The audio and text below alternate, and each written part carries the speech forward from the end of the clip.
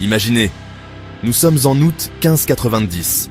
Une plage battue par les vents sur l'île de Roanoke, au large de ce qui est aujourd'hui la Caroline du Nord.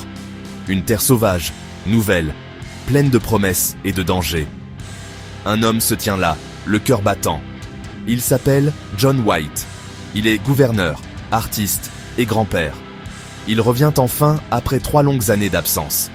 Il espère retrouver sa famille, sa fille, Eleanor, son gendre, Ananias Dare, et sa petite-fille, Virginia, la toute première enfant anglaise née sur ces terres américaines, un symbole d'avenir.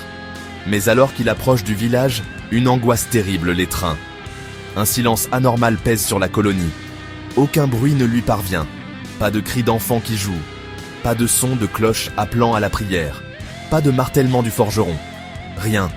Le village semble endormi sous le soleil d'été. Pourtant, ce n'est pas un sommeil paisible. C'est un silence de mort. Un vide angoissant qui glace le sang.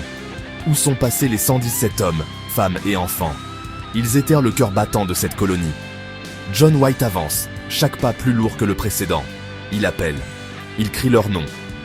Mais seul l'écho du vent dans les pins lui répond. Le village est là. Les maisons sont encore debout.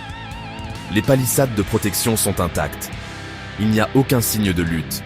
Pas de corps. Pas de traces de sang séché. Pas de bâtiments incendiés. C'est comme si les habitants s'étaient volatilisés.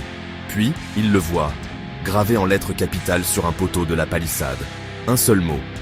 Un mot qui va hanter l'histoire pendant des siècles. Croatoan. Un peu plus loin, sur un arbre, les lettres CRO sont également gravées. C'est le seul indice laissé par les colons. Le seul murmure dans ce silence assourdissant. Que signifie-t-il? Est-ce un message d'espoir ou une épitaphe? Pour John White, c'est le début d'une quête désespérée. Pour nous, c'est le commencement de l'un des plus grands mystères de l'histoire américaine. L'énigme de la colonie perdue.